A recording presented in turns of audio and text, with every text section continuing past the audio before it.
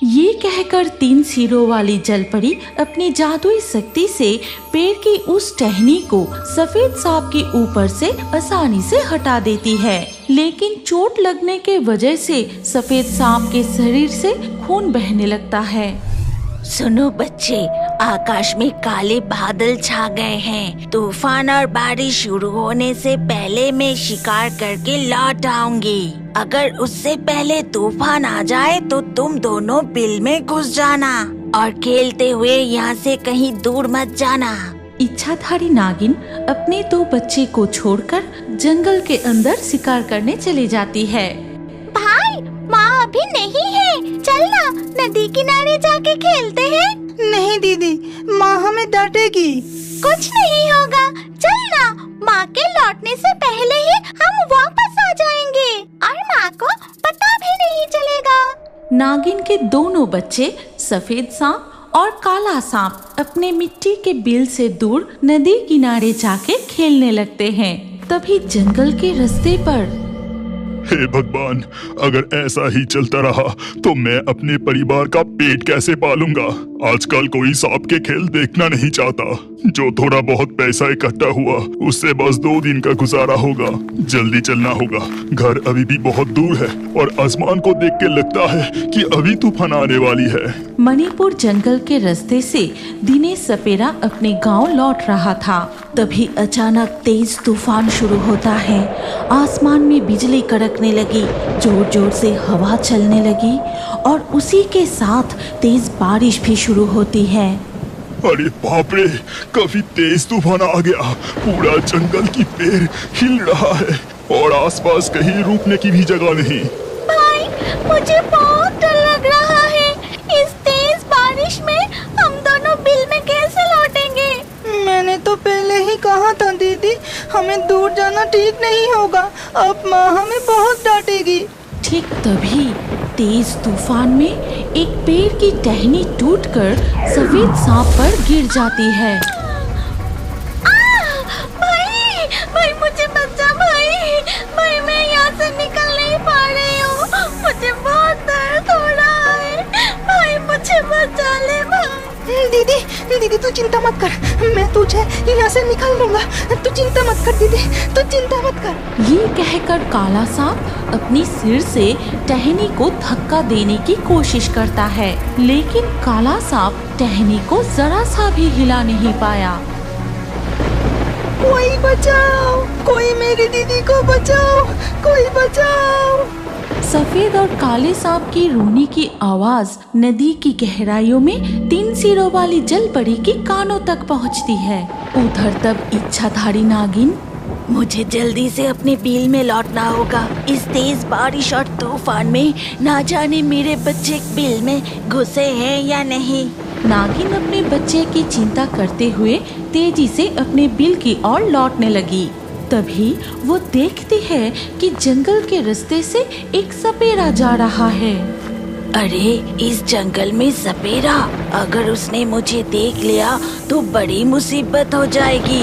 इससे छुपते हुए मुझे लौटना पड़ेगा। इसके बाद धीरे धीरे बारिश और तूफान शांत हो जाता है।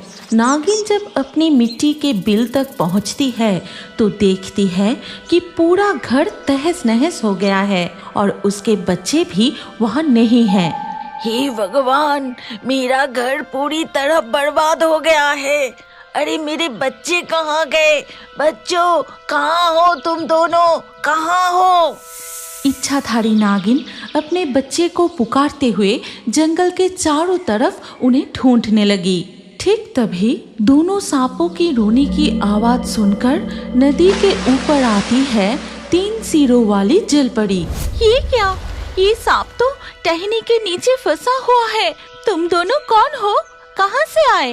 मुझे बचा लो, मुझे बचा लो, मुझे बहुत दर्द हो रहा है, बचा लो। 3 सिरों वाली जलपरी, मेरी दीदी को बचा लो।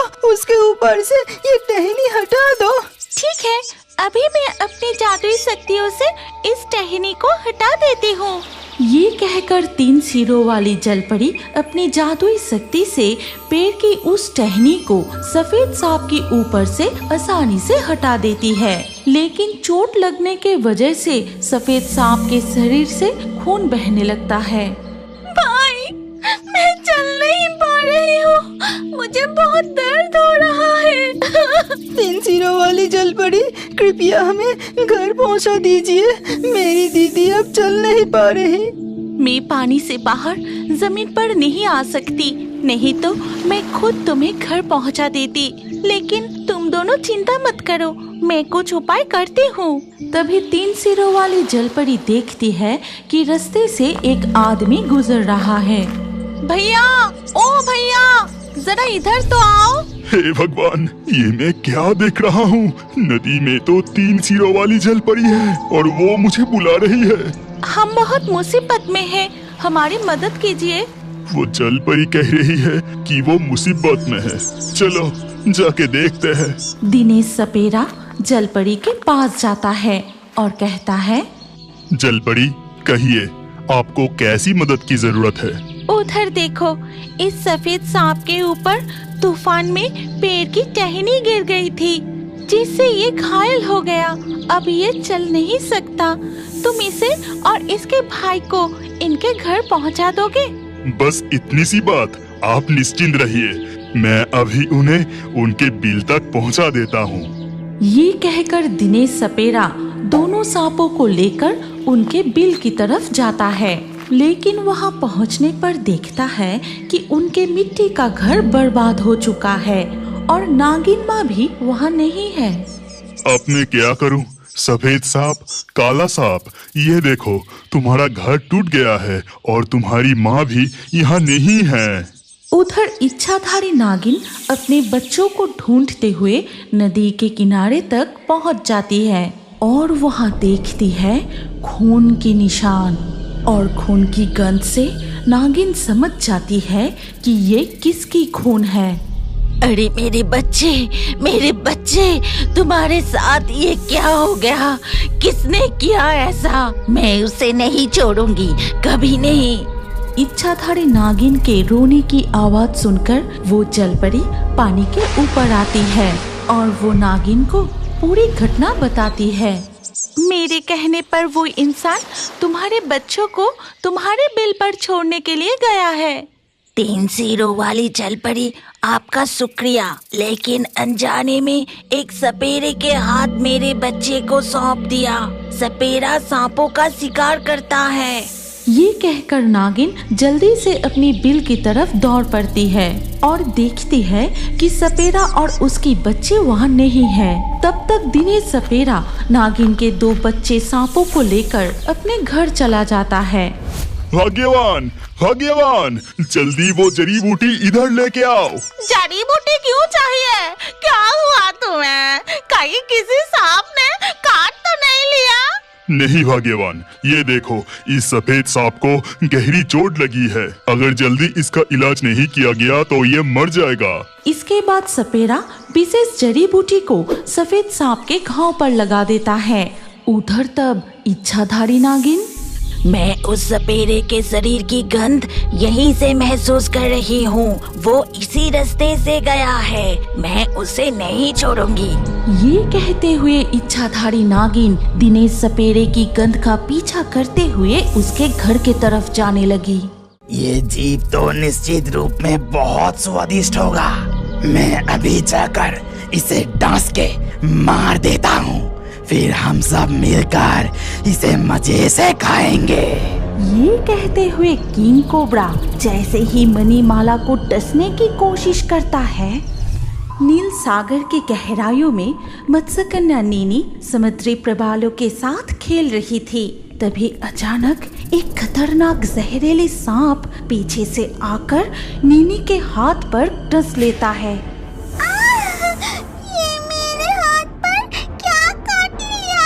बाप रे, मेरा हाथ तो जलने लगा है।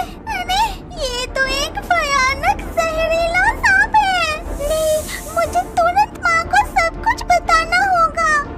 इसके इसके बाद मत्स्य कन्या नीनी मत्स्य रानी मणिमाला के पास जाकर सब कुछ बताती है। मणिमाला देखती है कि धीरे धीरे नीनी के पूरे हाथ में जहर फैल रहा है। अरे ये तो किसी जहरीला सांप ने काटा है और इसका जहर धीरे धीरे तेरे पूरे शरीर में फैल रहा है और देर करना सही नहीं होगा। हमें तुरंत जल देवता के पास जाना चाहिए। वो जरूर इस जहर को निकालने का कोई न कोई उपाय बता देंगे। ये कहते हुए मणिमाला नीनी को लेकर जल देवता के पास जाती है और उन्हें सारी घटना बताती है। इसके बाद जल देवता सांप के डंक का निरीक्षण करते हुए कहते हैं, ये तो कोई साधारण जहर नहीं लगता। ये एक भयानक प्रजाति का जहरीला सांप ने काटा है जो हमारा जल राज्य का नहीं है। इस जहर का दवा हमारा जल राज्य में किसी के पास नहीं है। जल देवता आप ये क्या कह रहे हैं? अब हम क्या करें? मुझे माफ कर दो मणिमाला, इस जहर को उतारने का कोई उपाय मेरे पास भी नहीं है। मैं केवल तुम्हें इतना बता सकता हूँ कि इस जहर को अगर जल्दी निकाला नहीं गया तो तुम नीनी को नहीं बचा पाओगी। ये सुनकर मणिमाला जलपरी बहुत रोने लगती है और वहाँ से चली जाती है। धीरे धीरे जहर नीनी के पूरे शरीर में फैलने लगता है। रास्ते में उनकी मुलाकात इलेक्ट्रिक रे मछली के साथ होती है। तब इलेक्ट्रिक रे, क्या हुआ मत्स्य रानी मणिमाला, तुम इस तरह रोते रोते कहाँ जा रही हो? देखो ना, इलेक्ट्रिक रे मछली मेरी बेटी नीनी को एक जहरीला सांप ने काट लिया है। धीरे धीरे उसकी हालत बिगड़ती जा रही है। अच्छा, क्या तुम अपनी बिजली से उसके घाव को जलाकर उसे ठीक कर सकते हो? तब इलेक्ट्रिक रे मछली नीनी के हथेली पर जहरीली डंक की निशानी देखते हुए कहती है, हे भगवान, ये तो बहुत जहरीला सांप ने काटा है। इस सांप के डसने से जल राज्य के कई जीव मर चुके हैं। सिर्फ मैं ही नहीं जलपरी मणिमाला, इस जल राज्य में ऐसा कोई भी नहीं है जो इस जहर को उतर सकता है। अगर ये जहर ज्यादा देर तक नीनी के शरीर में रहेगा तो नीनी, तो अब क्या होगा? जलपरी मणिमाला, तुम मेरे साथ जादूगरनी के पास चलो। वो नीनी के शरीर से ये जहर नहीं भी उतर सकती तो फिर भी तुम्हें इसका कोई न कोई उपाय बता देगी। फिर वो सभी मिलकर जादूगरनी के पास जाते हैं और उसे सारी घटना बताते हैं। इस जहर को उतारने का केवल एक ही उपाय है। अब मैं क्या करूं? अब मुझे बताइए, मैं अपनी बेटी को बचाने के लिए सब कुछ कर सकती हूँ। इस जहर को केवल एक इच्छाधारी नागिन ही उतर सकती है और वो नागिन स्थल भाग के एक दुर्गम गुफा में रहती है, लेकिन मुझे उसका ठिकाना नहीं पता। तो अब मैं उस इच्छाधारी नागिन तक कैसे पहुंच पाऊंगी? तुम चिंता मत करो मणिमाला, तुम जादुई मोती की मदद से मानव रूप धारण करके स्थल भाग पर जाओ। वहाँ तुम्हें कोई ना कोई रास्ता जरूर मिल जाएगी। जादूगरनी के कहे अनुसार मणिमाला नीनी को लेकर वहाँ से चली जाती है और जादुई मोती की मदद से मानव रूप धारण करके स्थल भूमि की ओर चल पड़ते हैं। कई कठिन रास्ते पार करने के बाद भी उन्हें कोई ठिकाना नहीं मिलता। अंत में थककर वो एक पेड़ के नीचे बैठ जाते हैं। मुझसे अब और सहन नहीं हो रही है, मुझे बहुत दर्द हो रहा है। ये कहते ही नीनी बेहोश हो जाती है। अरे मेरे बच्चे, क्या हुआ तुझे? आंखें खोल बेटी, कोई है? आसपास कोई है? मेरी मदद करो, नहीं तो मैं अपनी बेटी को नहीं बचा पाऊंगी। तभी उसी रास्ते से टूनी चिड़िया उड़ते हुए जा रही थी और मणिमाला के पास आके टूनी कहती है, मत्स्य रानी मणिमाला, तुम्हें क्या हुआ है? तुम यहाँ बैठकर ऐसे क्यों रो रही हो? और नीनी, उसे क्या हुई और उसकी शरीर नीले क्यों पड़ गई? तब मणिमाला टूनी चिड़िया को सारी बातें बताती है। फिर टूनी चिड़िया, तुम जल्दी से मेरे साथ प्रकृति देवी के पास चलो, वो जरूर तुम्हें इच्छाधारी नागिन की पता बता देगी। फिर मणिमाला नीनी को उठाकर टूनी चिड़िया के साथ प्रकृति देवी के पास जाती है। सब कुछ सुनने के बाद प्रकृति देवी कहती है, लेकिन मणिमाला, वो इच्छाधारी नागिन एक दुर्गम गुफा में रहती है और उस गुफा तक पहुंचना इतना आसान नहीं है। एक विशाल जंगल पार करने के बाद एक तेज नदी को पार करके ही तुम वहां पहुंच पाओगी। आज तक कोई भी उस गुफा के सामने तक नहीं पहुंच पाया है। प्रकृति देवी, मुझे उस गुफा तक पहुंचना ही होगा। मेरी बेटी की जिंदगी की कीमत उससे कई गुना ज्यादा है। ठीक है मणिमाला, तो तुम उत्तर दिशा की ओर जाओ। फिर कुछ दूर तक चलने के बाद एक नदी मिलेगी और उस नदी को पार करते ही तुम इच्छाधारी नागिन की गुफा तक पहुंच जाओगी और मेरे आशीर्वाद हमेशा तुम्हारे साथ है। फिर प्रकृति देवी के कहे अनुसार मणिमाला चल पड़ती है। यात्रा के दौरान उसे कई खतरों का सामना करना पड़ता है, लेकिन प्रकृति देवी के आशीर्वाद से वो सभी मुश्किलों को पार करते हुए आखिरकार नदी तक पहुंच जाती है। इसके बाद अपने जादुई मोती की मदद से फिर से जलपरी का रूप धारण कर नदी पार करने लगती है। फिर नदी पार करके पानी से सिर उठाते ही वो एक गुफा के सामने पहुंचती है। वो देखो, सामने एक गुफा दिख रहा है। जरूर वो इच्छाधारी नागिन की ही गुफा होगी। फिर से मणिमाला मानव रूप धारण करके नीनी को लेकर गुफा के सामने जाती है और कहती है, नागिनी, नागिनी, कृपया बाहर आइए, मुझे आपकी बहुत जरूरत है। मणिमाला की आवाज सुनकर इच्छाधारी नागिन अपने कुछ चेले के साथ बाहर आती है। कौन है तू? तुझ में इतनी हिम्मत कि तू मेरी गुफा के सामने आ गई। आज से पहले कोई भी मेरी गुफा तक आ नहीं पाए। मुझे आपकी बहुत जरूरत है। मेरी बेटी के शरीर से सारा जहर निकलकर उसे ठीक कर दीजिए। कौन है तू? अपनी असली पहचान बता।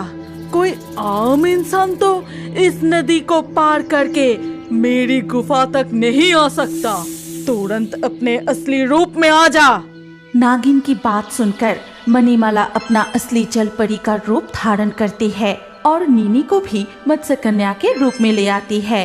मणिमाला और नीनी के मत्स्य मानव रूप को देखकर नागिन का एक चेला कहता है, अरे, मछली के पूंछ के साथ मानव शरीर, ये जीव तो निश्चित रूप में बहुत स्वादिष्ट होगा। मैं अभी जाकर इसे डांस के मार देता हूँ, फिर हम सब मिलकर इसे मजे से खाएंगे। ये कहते हुए किंग कोबरा जैसे ही मणिमाला को डसने की कोशिश करता है। किंग कोबरा, मेरी अनुमति के बिना तेरी हिम्मत कैसे हुई उसे डसने की? तुरंत यहाँ से निकल जा। किंग कोबरा वहीं रुक जाता है। तब नागिन मणिमाला से कहती है, समझ गई, तू नील सागर की गहराइयों से आई है। यहाँ स्थल भूमि पर मेरी दुर्लभ नागमणि छिपाते छिपाते मैं थक चुकी हूँ। इसीलिए मैंने एक सुरक्षित विशाल राज्य बनाने के लिए नील सागर के जल राज्य में कुछ जहरीले सांप सैनिकों को भेजा था। उन्हीं में से किसी ने गलती से तेरी बेटी को डस लिया होगा। मैं तेरी बेटी का जीवन वापस दे सकती हूँ, लेकिन एक शर्त पर। क्या शर्त है नागिनी? आप बताइए, मैं आपकी हर शर्त मानने के लिए तैयार हूँ। मेरे सैनिक नील सागर के जल राज्य में राज्य बनाने में सफल नहीं हो पा रहे हैं। स्थल भाग के जीव होकर जल राज्य में उनकी शक्ति कम हो जाती है। नील सागर के उत्तर दिशा का विशाल जल भाग खाली पड़ा है। मैं चाहती हूँ कि वहाँ मेरे लिए एक राज्य बनाया जाए। ऐसा ही होगा नागिनी, मैं जल राज्य लौटकर सारी व्यवस्था कर दूंगी, लेकिन आपको वचन देना होगा कि आपके सारे जहरीले सांप हमारे जल राज्य के किसी भी जीवों को नुकसान नहीं पहुंचाएंगे।